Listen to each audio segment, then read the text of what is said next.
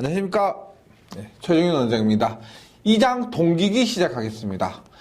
우리가 1장에서 했던 직류기 같은 경우는 이름이 왜 직류기냐? 직류를 사용하기 때문에 직류기입니다. 혼자 직류예요. 그 다음에 2장부터는 2장, 3장, 4장부터는 우리가 교류입니다. 교류인데 동기기는 왜 동기기냐면 동기 속도로만 회전하기 때문에 동기기입니다. 이 기기에 이름을 지으려고 하는데 특별한 특징이 없어요. 그런데 이 동기기 같은 경우는 회전 속도가 딱 하나밖에 없다는 겁니다. 여기 이 동기기에서는요, 속도 조절 이런 말이 없어요. 그런 말 자체가 없습니다. 오직 정해진 주파수하고 극수에 의해서 정해진 그 속도로만 회전하는데 그 속도를 동기 속도다 이렇게 얘기를 하는 겁니다. 그래서 동기기는 일단 싱크로너스 머신이라고 해서 싱크로너스가 동기입니다. 동기 속도로 회전하는 머신인데, 그래서 동기기에는 싱크로너스에 S를 붙입니다. 만약에 동기 속도다 NS, 속도의 N, 동기기의 S 이렇게 붙이는 거죠. 그래서 동기기고 일정한 속도로만 회전을 한다는 것을 기억해 주시고, 동기 발전기의 원리 및 구조 시작을 하겠습니다. 1번 동기 발전기와 전동기 한번 봅니다. 동기기는 정상 운전 상태에서 주파수와 자극수 에 의해 결정되는 일정한 동기 속도로 회전하는 전기기기로 동기 발전기와 동기 전동기가 있습니다. 근데 대부분이 우리가 발전기고요. 그 다음에 전동기는 일부에 한해서 사용됩니다. 그러니까 동기 발전기 뭐야? 발전소에서 사용하는 수력발전소에서 수차라고 합니다. 그 수력발전소로 돌려주는 거요. 그 다음에 전기 터빈으로 운전되는 화력이나 원자력 있죠. 이런 것을 우리가 전기 터빈이라고 하는 거죠. 로 운전되는 교류 발전기 대부분이 삼성 동기 발전기다. 그래서 교류 발전기는 동기 발전기다 이렇게 생각하시면 돼요. 교류 발전기는 동기 발전기다. 그래서 교류 발전기, 수력 발전, 화력 발전, 원자력 발전. 그다음에 뭐 여기 나오진 않지만 웬만큼 건물이 규모가 되잖아요. 아파트도 그렇고 그런 곳에선 대부분이 비상 발전기가 있습니다. 비상 발전기 정전이 됐을 때 아파트나 건물 내부적으로 발전하는 그런 발전기도 동기 발전기입니다. 왜 그러냐면 일정한 속도로 회전한다는 것은 일정한 주파수를 발생한다는 겁니다. 우리가 전기기기에서 모든 전기기기, 뭐 전자제품도 그렇고 60Hz 아시죠? 60Hz 220V입니다. 이러한 일정한 주파수 전압을 발생하기 위해서는 동기 발전기가 가장 적합하다 이런 말이에요. 그 다음 동기 전동기는 정속도 전동기입니다. 얘는 속도가 안 변해요. 안 변합니다. 비교적 회전수가 낮고요. 빠르지 못하고 큰 출력이 요구되는 부하에 이용되며 전력계통의 전류의 세기, 역률 등을 조정할 수 있는 가장 대표적인 게 뭐냐면 동기 전동기로서 가장 대표적인 것이 동기 조상기라고 역률을 조정하는 기기입니다. 그리고 최근에는 정밀 속도 제어 전동기로 사용되는데 여기가 뭐냐면 동기 속도가 보세요. 동기 전동기가 예전에는 그 속도 조절이 안 되기 때문에 일정한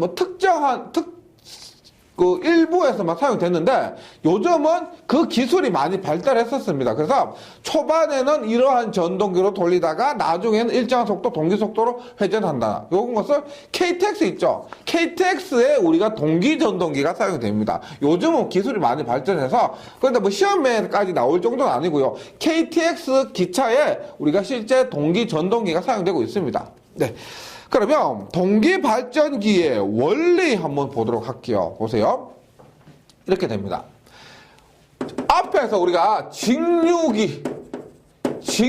발전기예요. 직류 발전기에서 어떻게 됐었냐면 물어보세요.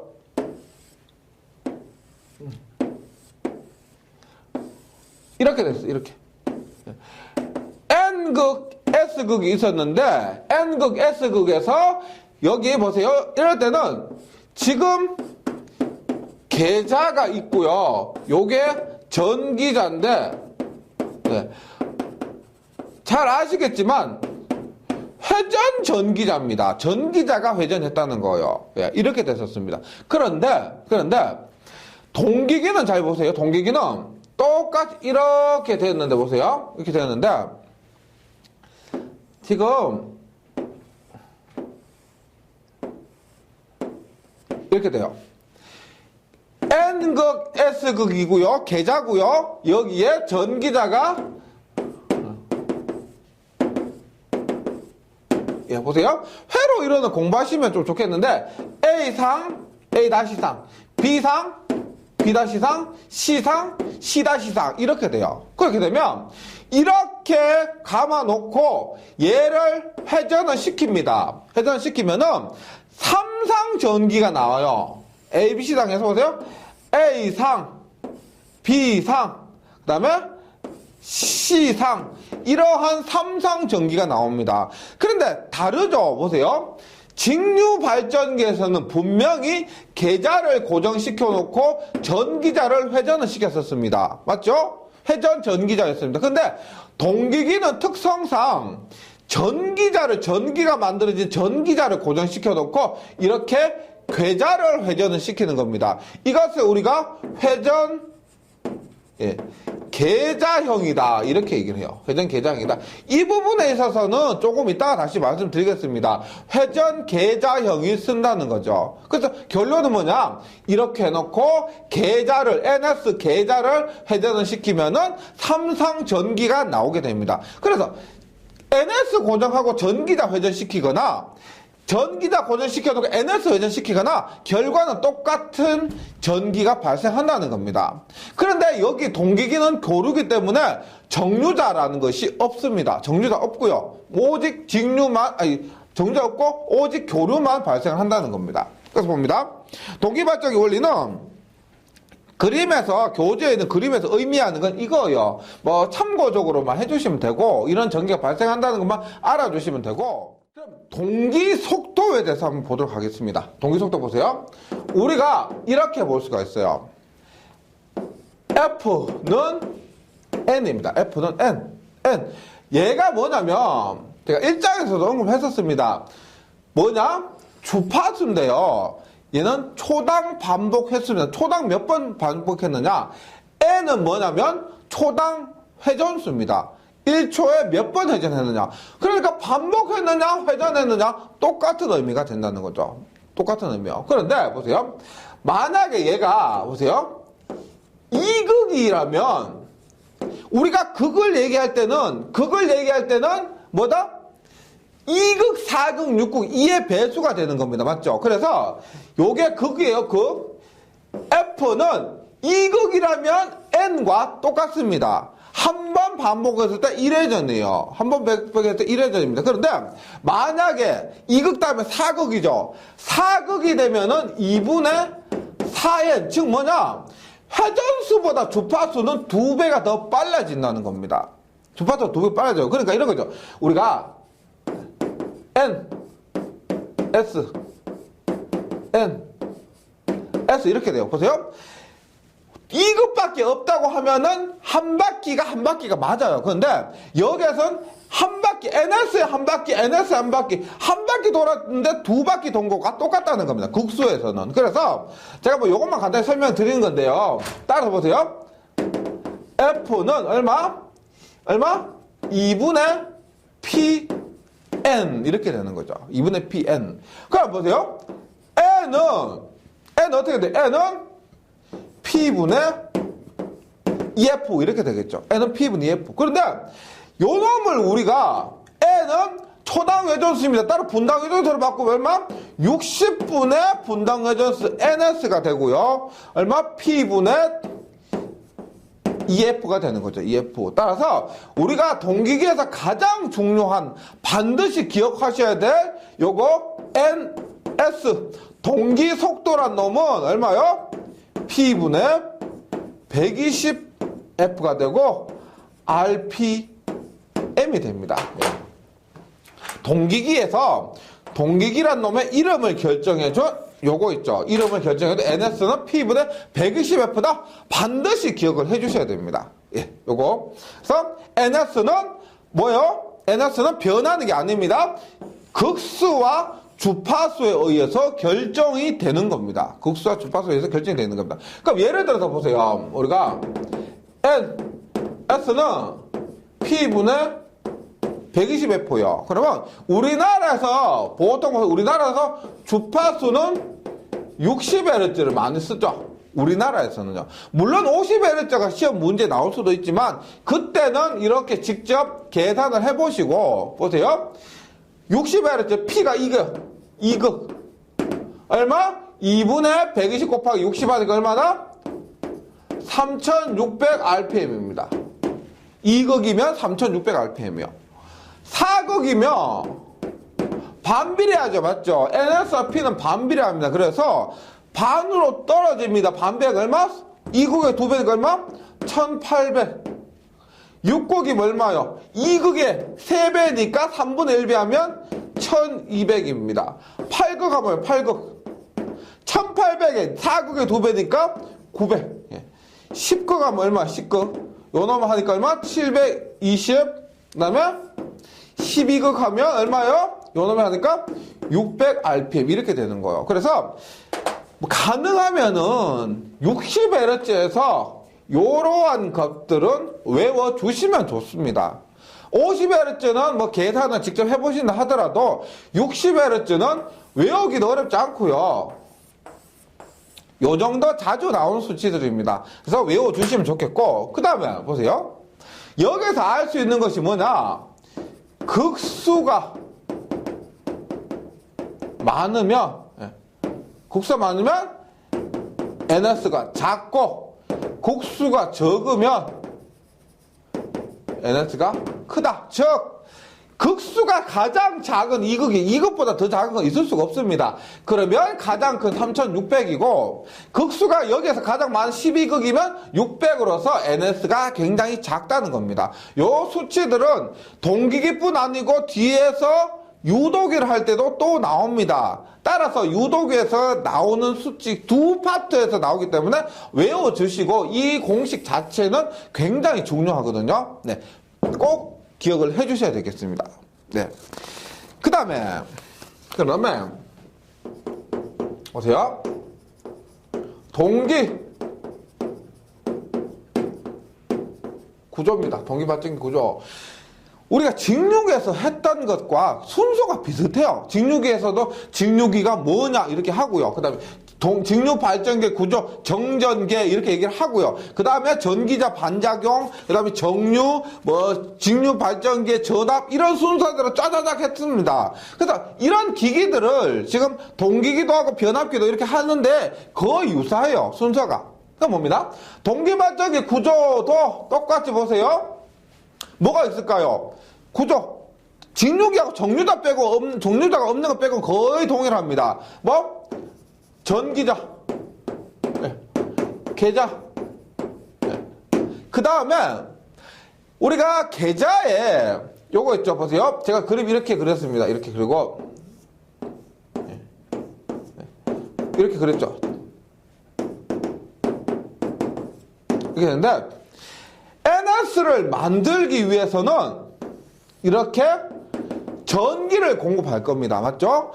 여기에 자석에 계자에 전기를 공급하는 것이 있어야 됩니다. 연구 자석이 아니라는 거예요. 그래서 여기에서도 계자에 전기를 공급하는 놈은 뭐라고 하냐면 여자기다. 이렇게 얘기를 합니다. 여자기다. 여자기. 그리고 뭐 베어링 이런 것들이 있습니다. 베어링이나 이런 것들이 있는데 지금 제가 대략적으로 쓴 것이 왜 그러냐면 직류기와 굉장히 비슷해요. 직류기에도 전기자 있고 계자 있고 여자기 있고 이렇게 됐었습니다. 여자기는 자여자 타여자 이렇게 있었는데 그것도 비슷해요. 한번 읽어봅니다. 전기자는 지금 보세요. 고정자입니다. 고정자. 고정자요. 뭐냐? 움직이지 않고 정지해 있다는 거예요. 고정자는 보세요. 주자석을 끊어서 기전력을 발생하는 건데 전기자의 철심 직류기에서 뭐라고 했어요? 우리가 규소광판을 성층해서 쓴다라고 했죠. 여기서도 똑같아요. 두께 0.35에서 0.5mm짜리 규소광판을 규소 함유량은 2에서 4예요. 직류기에서보다 더 크죠. 2에서 4입니다. 를 사용해서 얘가 규소광판 사용한 이유는 히스테리시스 감소고요. 0.35에서 0.5mm 이것을 철심을 철판을 성층에서 썼다 이 말이고요. 고정자 안쪽은 홈, 슬롯이요. 슬롯 홈이요. 을 파고 매 장마다 절연하고 성층시켜서 맴돌이 전류의 발생을 방지한다. 그 다음에 전기자 권선. 네, 뒷부분에 자세히 하겠지만은 전기자 권선 봅니다. 직류기와 마찬가지로 2층권이 주로 사용되는 도체로서 소형인 것, 둥근 것, 중형인 것 이상은 평각동선, 각진 것이 사용됩니다. 직류기와 똑같아요. 네. 그러니까 전기자 권선법에 있어서는 조금 이따 다시 합니다. 전기자 권선은 합니다. 예. 회전자, 계자가 우리가 회전자예요, 회전자. 직류기하고 이게 반대로 됐죠. 직류기에서는 계자가 고정이고 전기자가 회전이었습니다. 네, 이렇게 됐고요. 그다음 보세요. 얘는 자극 철심의 두께가 1.6에서 3.2, 1.6 두 배하면 3.2요. 연강판을 성층 철심한다. 우리가 주로 요거 덩치가 큰 것이 전기자예요. 덩치가 큰 것이 전기자서 주로 전기자가 나옵니다. 근데 계자도 아시겠지만 계자 철심에 권선을 감았습니다. 그래서 계자 철심은 두께 1.6에서 3.2mm 연강판이라는 것은 연강판은 우리 탄소의 함유량이 0.1% 이하가 되는 그런 철을 얘기합니다. 그런 철덩어리를 얘기해요. 강판을 얘기합니다. 계자 코일은 소형기에서는 이중면건은 한동성, 중형기, 대형기에서는 나동대 편건으로 가면 사용한다. 참고적으로만 기억해 주시고. 그 다음에 여자기가 있습니다. 우리가 직류기 할 때는 따로 여자기를 얘기를 안 했죠. 우리가 보통 자여자, 타여자 이렇게만 얘기를 했는데 여기 계자에 전기를 공급하는 것을 여자기라고 합니다. 보통 여기에서는 이 계자 전기 공급을 하면 전압이 보통 한 150에서 250V 정도 되는 직류기를 사용해요. 직류. 여기에는 직류 사용하는 교류 안 해요. 직류를 사용합니다. 여자기 보세요. 계자권선에 여자전류를 공급하는 직류전원 공급장치예요. 계자권선에 직류를 공급하는 직류전원 공급장치로서 직류여자기요. 소용량기로서는 직류 분권 발전기, 우리 앞에 1장에서 했었죠. 직류 분권 발전기가 지금 동기기에서의 여자기가 된다는 겁니다. 직류 전기를 발생해서 동기기에 계자의 전기를 공급해준다. 이런 의미입니다. 직류 분권 발전기 중량기 이상에서는 복식 여자 방식, 복식이 뭐요? 여자기가 두 개란 거겠죠. 맞죠? 방식으로서 주여자기의 복권 발전기 또는 타여자 발전기, 부여자기의 분권 발전기가 사용된다. 그래서 용량이 크면은 여자기가 두 개인데 큰 곳에는 우리가 타여자나 보통 타여자 많이 써요. 타여자나 복권이고요. 용량이 작은 곳에서는 분권이고 그 다음에 용량 큰 곳에서도 부여자기로서 복권을 사용한다는 겁니다. 복권은 그래서 용량이 좀 작은 곳에서 사용하고요. 그 다음에 정류자 여자법은 뭘까요? 지금 얘기한 직류 여자기는요, 타여자 방식이에요. 타여자 방식. 지금 여기에서 여기에 전원을 공급하는 것으로서 직류 발전기를 따로 사용하는 겁니다. 직류 발전기를요. 근데 정류자 여자법은 자여자 방식입니다. 내가 만든 전기를 갖고 정류를 해요. 발전기죠. 발전기에서 전기 만들어서 그놈을 교류를 직류로 만들어서 정류를 해서 공급하는 겁니다. 주발전기가 발생하는 전력의 일부를 반도체 정류기를 사용하고 다시 계자권선에 공급하는 방식. 여기에서는 회전기를 직류 발전기를 사용하지 않기 때문에 취급 및 보수가 용이하고 이것을 자여자 교류 발전기다 이렇게 얘기를 합니다. 그 다음에 브러시레스 여자기예요. 브러시레스 여자기는 뭐냐? 이것도 아니고 보세요. 동기발전기 축단에 필요한 용량의 회전 전기자형의 교류 발전기를 사용하고 이 발생된 교류를 회전자상에 설치한 반도체 정류기를 사용해서 계자권선에 공급하는 방식이 브러시레스 여자기가 됩니다. 동기발전기 축단에 필요한 용량의 회전 전기자형 교류 발전기 사용한다. 이런 거. 그 다음에 베어링이 있습니다. 베어링은 깊이까지 안 해주셔도 되는데 베어링은 축 방향에 힘을 지지해주는 추력 베어링과 축이 좌우로 움직이는 것을 방지해주는 안내 베어링이 있다. 추력 베어링과 안내 베어링이 있다. 이렇게 되고요. 그 다음에 동기 발전기는 앞에서 말씀드렸지만은 수력 발전, 화력 발전, 원자력 발전 그 덩치가 엄청 큰 거예요. 우리가 원자력 발전소 가잖아. 그러면 그 발전기가 있습니다. 그 발전기가 굉장히 커요. 엄청나게 큽니다. 몇십 미터 이렇게 돼요. 그러다 보니까 열이 많이 발생합니다. 발전기 자체에서 열이 많이 발생하기 때문에 중요한 것이 뭐냐면 여기에 냉각장치가 필요해요. 냉각장치. 이것을 수소를 통해서 냉각한다는 겁니다. 수소냉각. 그러니까 만약 용량이 작잖아. 그러면 그냥 공기에서 자연적으로 냉각되도록 놔두는데 용량 어느 정도 있다. 그런 것들은 자연적으로 안 돼요. 못 미치기 때문에 수소를 통해서 냉각시켜줘야 된다는 겁니다. 그래서 수소의 밀도는 공기의 7%. 밀도가 그만큼 가볍다는 거죠. 가볍다는 겁니다. 밀도가 같다, 가볍다. 그래서 풍선이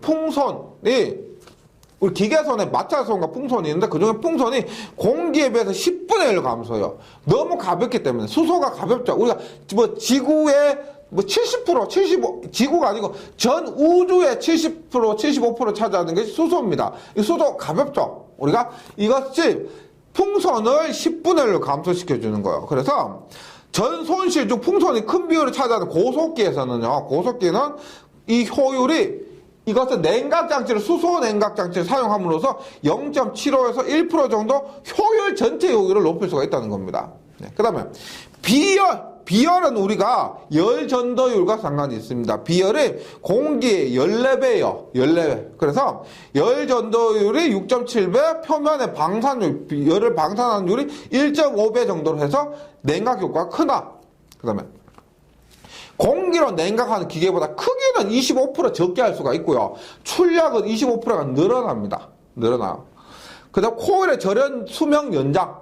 코일의 절연 수명 연장이고, 그 다음에 요거는 수소 자체가 우리가 그 수소 가스죠. 그래서 밀폐하는데 전폐형으로 합니다. 반폐형은 반만 닫고 전폐형은 전부 다 닫는 건데 가스가 새 나가면 안 되니까 이것을 전폐형으로 한다는 겁니다. 전폐형을 하기 때문에 불순물의 침입이 없고 소음을 현저하게 감소시킬 수가 있습니다. 그 다음에 다만 안 좋은 게 뭐냐면 방폭 설비, 폭발 방지 설비를 해야 된다. 그 다음에 이러다 보니까 비싸죠. 맞죠? 설비비가 비싸고, 그 다음에 터빈 발전기 대형 동기 조산기에만 채용합니다. 어느 정도 작은 것에서는 괜찮고, 우리가 뭐 군대에 갔다 오신 분들 군대에서도 좀 비상 발전기 있죠. 그런 데서 이 수소 냉각 장치까지 안 하죠. 그런 데서 용량이 작은 곳에서 안 하는데 용량이 큰 데서는 수소 냉각 장치를 해야 된다는 겁니다. 네. 그 다음에 동기발전기에 종류가 있습니다. 종류가 있는데 우리가 직류발전기에서도 종류가 뭐가 있었어요? 직류발전기에서 종류가 뭐다? 직과 분차 있었죠. 우리가 직권, 분권, 복권, 그 다음에 뭐 가동복권, 차동복권 이렇게 있었습니다. 여자 방식에 따라서. 맞죠? 근데 지금 동기기에서도 발전기의 종류가 있는데 어떻게 나누느냐? 여기에서는 여자 방식에 따라서 나누기보다는 뭐다? 회전자에 의한 분류가 있습니다. 종류에서 직류 발전기에서는 우리가 여자 방식에 따라서 했는데 지금 여기에서는 뭐에 따라서 회전자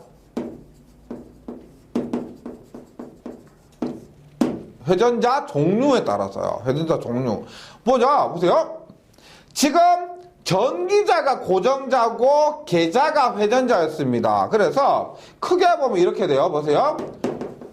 회전 계자형이냐 회전 전기자형이냐 혹은 이도 저도 아니고 전기자가 회전하는 것도 아니고 계자가 회전하는 것도 아니고 둘 다 회전 안 해요. 그리고 나서 뭘 한다? 유도자가 회전하는 거예요.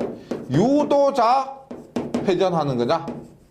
예, 이렇게 봅니다. 보세요. 중요한 거 지금 크게 어렵지 않습니다. 한번 보세요. 회전자에 의한 분류가 있습니다. 회전자의 분류가 있는데 일단 요거 가장 많은 거요. 회전 계자형 동기발전기, 회전 계자형 동기발전기, 계자 NS가 회전한다는 겁니다. 이거 처음 시작할 때부터 조금 이상하셨을 건데 직류기에서는 전기자가 회전했는데 왜 여기 동기계에서는 계자가 회전하느냐 보세요. 우리가 동기 발전기가 만약에 수력 활의 원자라고 했을 때 그때 발생되는 전기가 보통 뭐 15,000V 정도 돼요. 15,000V 정도 되고 전류도 굉장히 커요. 그런데 전기를 만들어내는 것은 전기자예요. 맞죠? 그런데 직류처럼 똑같이, 직류 발전기처럼 똑같이 생각해 보세요. 전기를 만드는 것이 전기자인데 그 만드는 그 전기자가 회전하면서 전기를 뽑고 있죠. 맞죠? 전기자에서 전기를 뽑고 있습니다. 그런데 회전하는 도중에 15,000V의 전압을 뽑는다는 것이 상식적으로 너무 어렵습니다. 용량이 엄청 크고 전압이 높고 전류가 큰 그런 발전기에서는 회전하고 있는 도중에서 전기를 뽑는다는 것은 기계적으로나 전기적으로나 너무 위험한 거예요. 그래서 결론은 우리가 동기발전기 회전 계장을 써요. 왜? 계자가 회전하고 가만히 있는 전기자가 전기를 뽑아내는 것이 훨씬 더 안전하다 이 말이에요. 네, 그렇습니다. 그래서 봅니다. 전기자를 고정자로 하고 회전계장은 전기자를 고정자로 하고 계자극을 회전한 것 대부분 동기발전기에서 회전계자형을 씁니다. 왜? 전기자 권선은 전압이 높고 전기자는 이만큼 큰 전기를 뽑아내는 거예요. 그래서 전압이 높고 결선도 복잡해요. Y결선, 델타 결선 이렇게 권선이 복잡합니다. 그래서 대용량으로 되면 전류도 커지고 삼상 권선의 경우 4개의 도선을 인출해야 돼요. 뭐 A상, B상, C상의 중성선까지 4개를 인출해야 되는데 회전하는 것에서 뽑기 어렵기 때문에 전기자를 고정시켜 놓고 계자를 회전한다. 그 다음에 계자회로는 직류의 저압회로입니다. 계자는 앞에서 했지만 계자의 여자기를 통해서 직류전압을 공급해요. 직류전압을 공급합니다. 뭐 이것이 뭐 정류자형을 사용하든지 아니면은 직류 발전기를 사용하든지 간에 공급하는데 그때 전압은 뭐 전압 150에서 250V 정도로 크지가 않습니다. 15,000V에 비하면 굉장히 작죠. 그래서 계자 150에서 250V를 넣어주는 계자를 회전하는 것이 훨씬 좋다는 겁니다. 계자회로는 직류의 저압회로이면서 소요 동력이 작고 인출도선 2개, 직류는 플러스 마이너스 2개만 필요하면 되죠. 그 다음에 계자극은 기계적으로 튼튼하게 만드는데 용이합니다. 계자극이 더 간단해요. 간단하고 기계적으로 튼튼하게 만드는데 용이하고 고장 시에 과도한 정도라는 것은 전력공학 시간에 배워요. 고장이 나도 전력을 만들어내고 전력을 보내는 겁니다. 고장이 났다고 해서 전기 못 보내는 것이 아니고 어느 정도 고장은 계속 전기를 송전할 수 있다는 거예요. 그거요. 고장 시 과도한 정도로 높이기 위해서 회전자의 관성을 크게 하기 쉽다. 계자를 이렇게 하는 것이, 계자를 회전하는 것이 좋다는 겁니다. 회전 전기자형은 우리가 용량 적은 곳에만 사용하겠죠.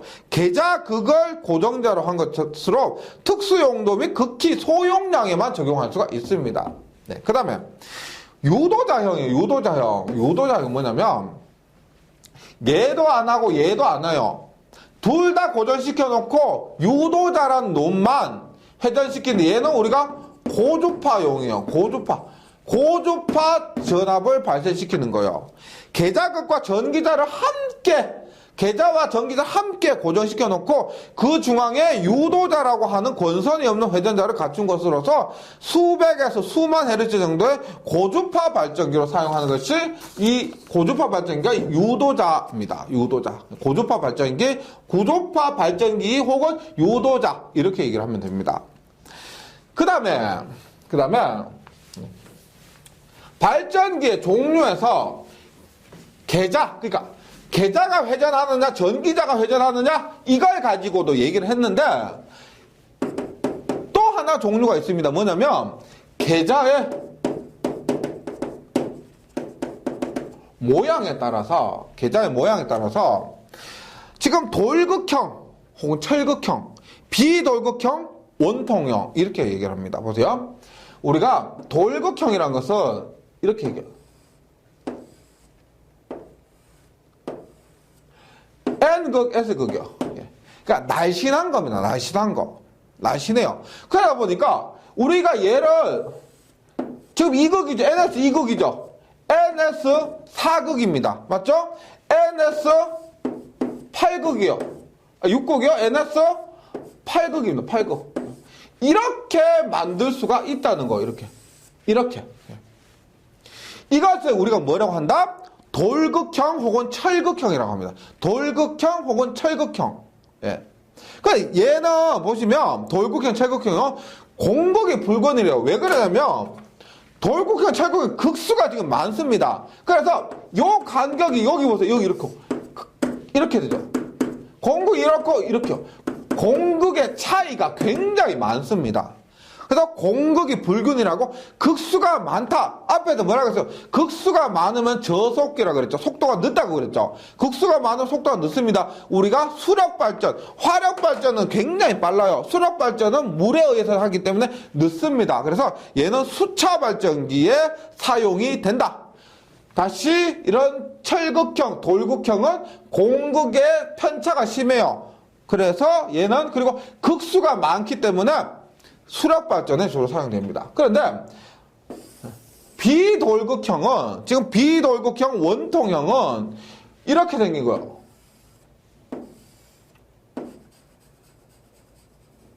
뭐 이렇게.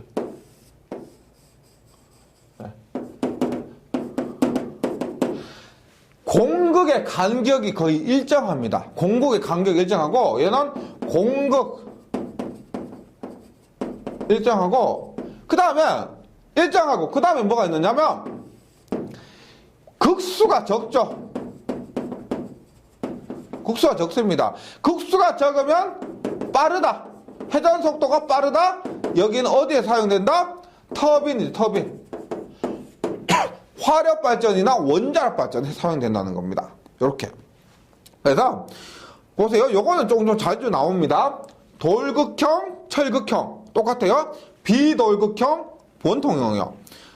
이렇게 돌극형, 철극형은 공극이 불균이라고 극수가 많기 때문에 수차, 그 다음에 비돌극형, 원통형 공극이 균이라고 극수가 적기 때문에 고속기인 터빈에 사용된다. 기억을 해주시고요. 그 다음에 원동기에 의한 분류입니다. 원동기. 뭘 가지고 돌려주느냐? 어떻게 돌려주느냐? 이건 어렵지 않죠. 뭐 그렇게 자주 나온 것도 아니고요. 수차 발전기, 수차에 의해서 회전합니다. 수차에 의해서 회전해요. 그 다음에 터빈 발전기, 전기 터빈 또는 가스 터빈에 의해서 운전되는 것으로서 비돌극형, 왜 터빈이 빠르다 그랬죠? 빠르기 때문에 요거 비돌극형에 많이 사용되고, 엔진, 우리가 내연기관 있죠? 기름에 의해서 운전한 것이 내연 엔진 발전기가 됩니다. 이거는 그냥 원동기에 의한 분류는 참고만 해주셔도 돼요.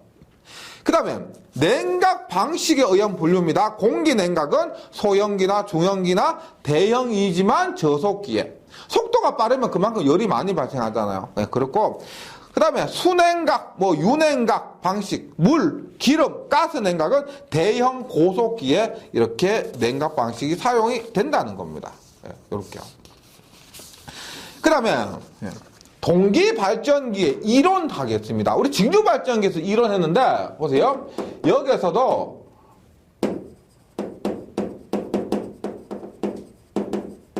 전기자 권선법이 있습니다. 전기자 권선법.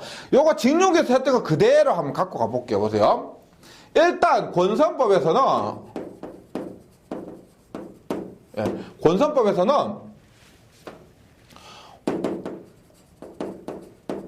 환상권이 있고 고상권이 있었죠. 환상권 사용 안 하고요. 계로권이 있고 패러권이 있었는데 계로권 사용 안 하고요. 패러권에서 단층권이 있고 2층권이 있는데 2층권 단층권 사용 안 하고요. 단층권 사용 안 하고 2층권에서 파권과 중권이 있었는데 우리가 지금 전기와 권선법은 동기기에서 얘기입니다. 동기기에서요. 동기기에서는 파권 사용 안 합니다. 전압이 높은 거 사용 안 하고 중권을 사용을 합니다. 중권. 예. 중권이라고 해서 우리가 병렬권으로서 전류가 큰 것 있죠. 전류가 큰 전류가 그럴 수 있는 것. 이것을 얘기해요. 중권에서는, 보세요. 또 나누는데, 집중권, 분포권, 꼭 전절권과 단절권이 있습니다. 전절권과 단절권. 근데 여기에서 얘기하고 우리가 이 부분은 직육에서 다 했던 거고요. 여기에서는 집중권 대신에 분포권, 전절권 대신에 단절권을 사용하게 됩니다. 요거. 그래서 이번 시간에 분포권과 단절권에 대해서 공부를 한번 해보도록 합니다. 보세요. 개념이 이렇습니다. 우리가 전기자가 이렇게 해서 계좌 무시하고요. 전기자가 이렇게 했을 때 여기에 홈을 파요. 홈을.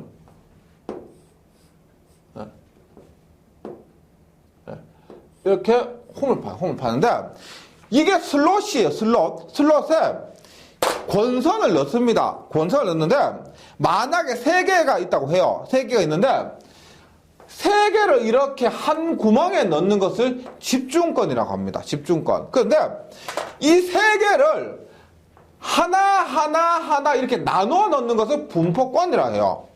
그래서 집중권을 사용하지 않고 분포권을 사용하게 된다는 겁니다. 이 말이에요. 그래서 요 놈을 한번 교재에 있는 것 읽어보도록 할게요. 전기자 권선법은 단층권과 이층권 요거 하셨고요. 중권, 파권 3건이 있는데 동기계에서는 중권만 사용하고 파권은 사용 안 해요. 쇠권이라는 것은 우리가 체인 와인딩이라고 해서 파권은 체인 와인딩이라고 해서 모양이 체인 모양으로 하는 겁니다. 이거는 파권이나 특쇠권은 동기계에서 특수한 경우만 사용합니다. 그러면 분포권과 집중권 한번 볼게요. 분포권 사용 안 하고 집중권 사용 안 하고 분포권 사용하는데 1극 한상의 코일이 차지하는 슬롯수가 1개가 되는 권선은 집중권, 2개 이상의 분포된 것을 분포권이라 하면서 동기계는 분포권을 사용합니다. 그러니까 이 코일을 나눠서 사용한 것을 얘기한다는 겁니다. 분포권을 사용하면은요, 보세요. 가장 큰 이유가 이겁니다. 집중권을 사용하면 기전력이 커요. 기전력이 큰데, 고주파 말고 고조파입니다.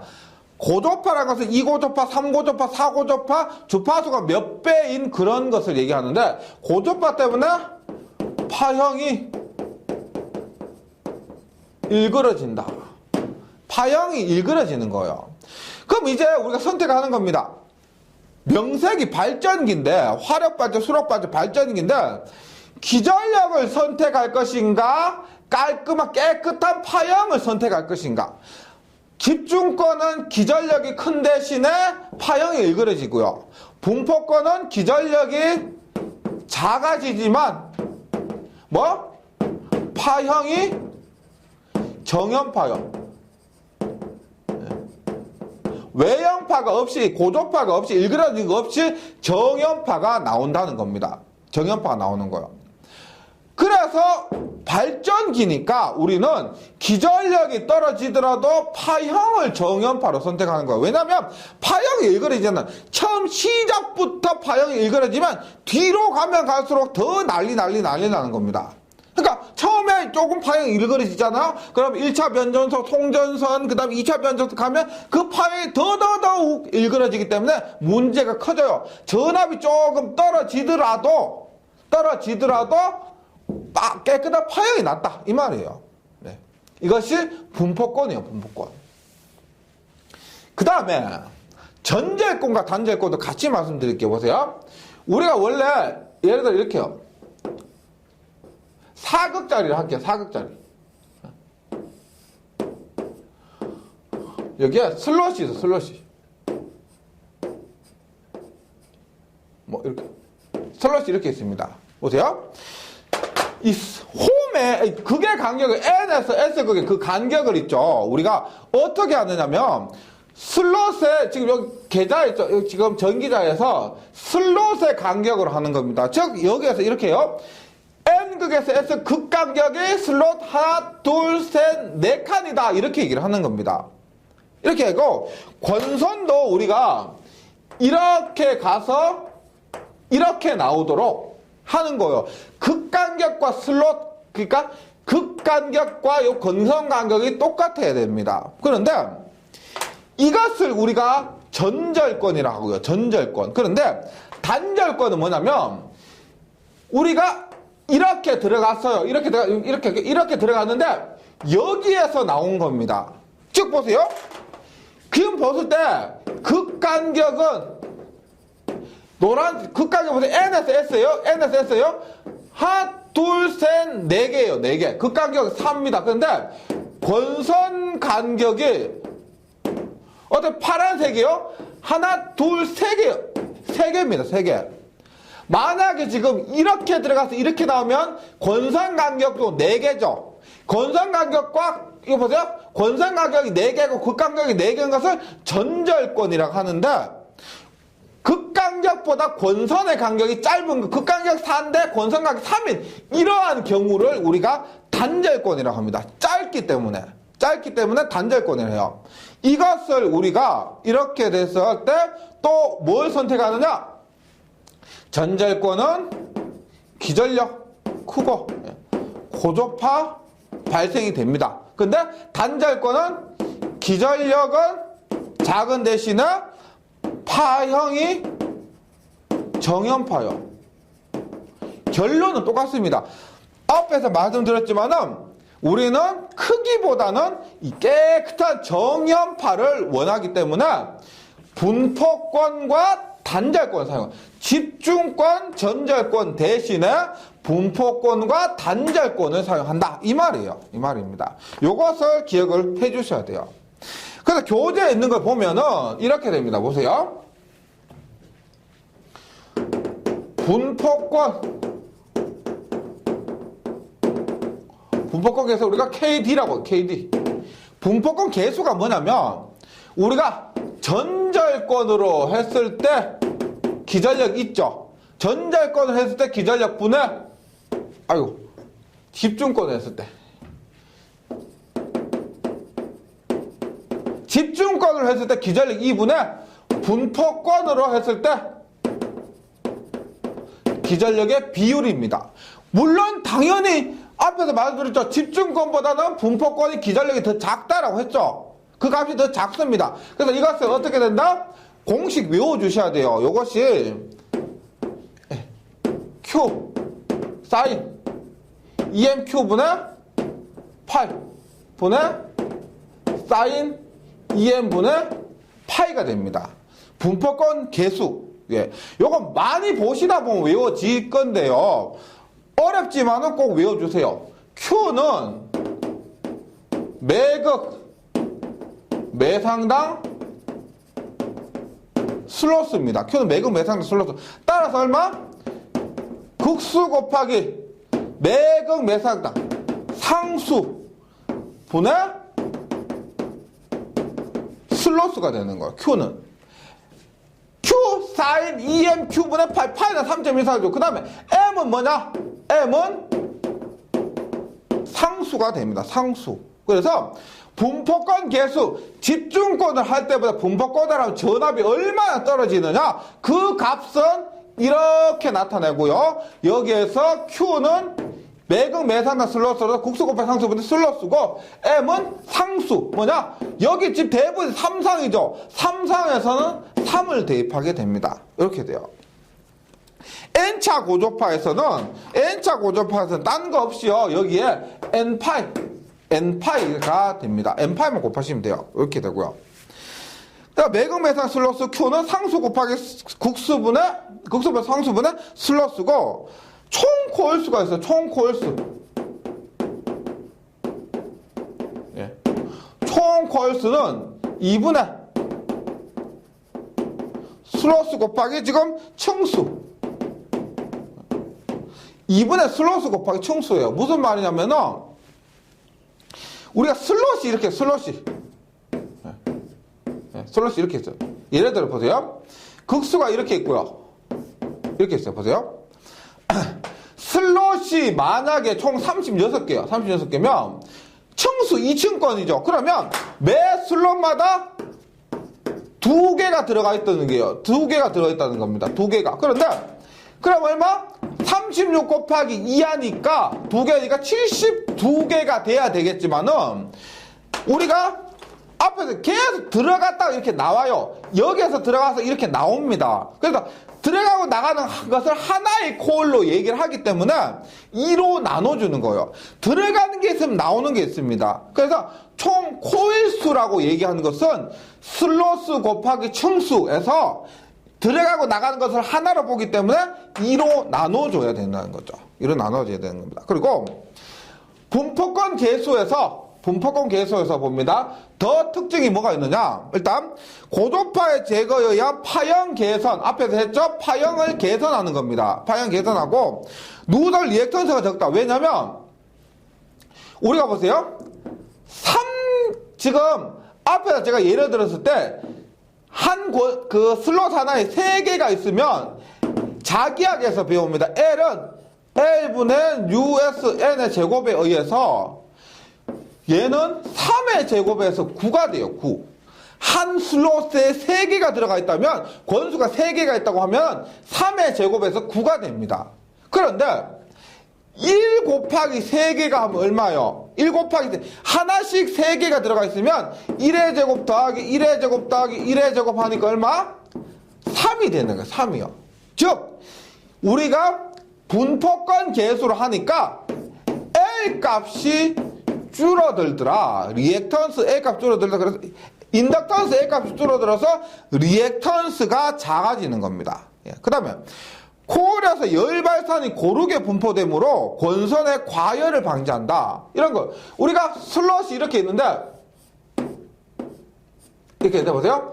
3개가 모여있다고 보세요. 모여있으니까 여기 열이 굉장히 많이 발생하는 겁니다. 하나씩 이렇게 있으면 열 발산이 모여있을 때보다 훨씬 좋다는 거죠. 좋다는 겁니다. 그래서 이렇게 되고 집중권에 비해서 유기기전력 자체는 Kd배만큼 감소하게 됩니다. 이 값이 1보다 작기 때문에 감소하게 되는 거죠. 감소하게 된다. 그 다음에 뭐 계속해서 우리가 분포권 봅니다. 분포권 앞에서 말씀드렸습니다. 요것을 보면 우리가 보세요. 분포권 계수를 KP라고 해요. KP 뭐라고 했나? 전절권으로 했을 때 2분의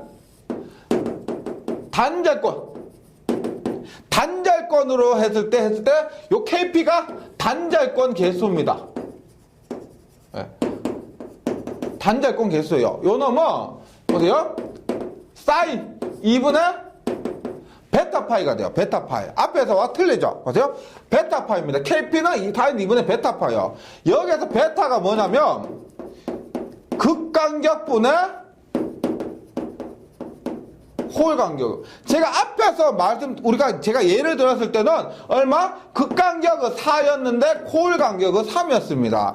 그래서 이 4분의 3을 베타에 집어넣으면 그것이 KP가 되는 거예요. 이렇게 되는 겁니다. 그다음 단절권 개수는 사인 2분의 베타파이가 되고요. 특징을 봅니다. 똑같이 고도파 제거에 의한 파형을 개선하고 동량 감소에 의한 기계적인 크기 감소로 인해서 경제적이죠. 왜냐하면 보세요. 우리가 그 기수가 이렇게 했을 때 이렇게 감을 때 하고요. 전절권이고 단절권 하면 이렇게 감죠. 이렇게 감으니까 동량이 구리의 양이 감소가 됩니다. 그래서 경제적이다. 전절권에 비해서 기전력은 KP만큼 감소한다는 겁니다. 그래서 우리가 권선계수가 있습니다. KY라고 해서 권선계수는 KP 곱하기 KD 즉 단절권 계수 곱하기 분포권 계수한 이것이 권선계수 KW가 되는 거예요. 권선계수 KW 이렇게 되고요. 그 다음에 동기발전기의 유기기전력입니다. 우리가 유기기전력 직류발전기에서 E는 얼마였어요? 60A분의 P다판이었죠. 볼트인데 동기발전기에서는 이가 지금 동기기 변압기 유도기 다 똑같습니다. 얼마냐면 4.44 FN 파예요. 여기에 권선계수가 하나 더 들어갑니다. 권선계수가요. 뭐냐? 4.44에 F는 뭐냐? 주파수죠. 주파수입니다. N은 권수예요. 파이는 속도입니다. 보세요. 지금 이 공식에서 이거 보시면 피자판에서 n 여기에서 회전 속도와 주파수가 거의 비슷해요. 비슷합니다. 그 다음에 여기 n은 회전수가 아니고요. 권수입니다. 권수하고 비슷해요. 파이와 비슷합니다. 우리가 여기에서 보세요. 앞에서 NS는 P분의 120F였죠. 맞죠? 그러면 F는 얼마여서? F는 120분의 NSP가 돼요. 즉, 여기에 F 안에 여기에는 속도도 들어가 있고 극수도 들어가 있습니다.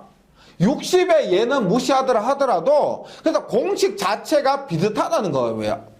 다시 동기기에서의 유기기전력이는 4.44의 FM 파이 KW인데 여기에서 F는 주파수, N은 권수예요. 속도 아닙니다. 회전속도 아니에요. F 안에 F가 120분의 NSP로서 F 안에 속도와 극수를 모두 포함하고 있다는 겁니다. 네. 그리고 파이는 자속, K는 방금 했던 권선 계수가 됩니다. 권선 계수. 예. 그래서 요거 반드시 기억을 해 주셔야 돼요. 동기기, 유도기, 변압기 똑같습니다. 그리고 정격 전압이 있는데 단자 전압이 있는데 우리가 뒤에서 하겠지만은 동기기는 Y결선을 사용합니다. Y결선이요. 근데 이렇게 만든 전압은 한 상의 전압이 돼요. 한 상의 전압. 그러면 우리가 기전력 E는 얼마다? Y결선에서 선간전압은 상전압에서 루트 3을 곱한 것이 이것이 선간전압이 돼요. 선간전압. 그 다음 만약에 여기 동기기 발전기에서 선간전압 혹은 단자전압을 구해라 라고 하면은 이렇게 구한 전압에서 루트 3배를 곱해주시면 돼요. 곱해주시면 됩니다. 그래서 Y결선 V는 선간전압이에요. 루트 3배 4.44 FM8 KW가 된다. 이렇게 됩니다. 네, 내용은 좀 많았는데요. 여기까지 하신 거 잘 정리해 주시고 저는 다음 시간에 다시 뵙도록 하겠습니다. 수고하셨습니다.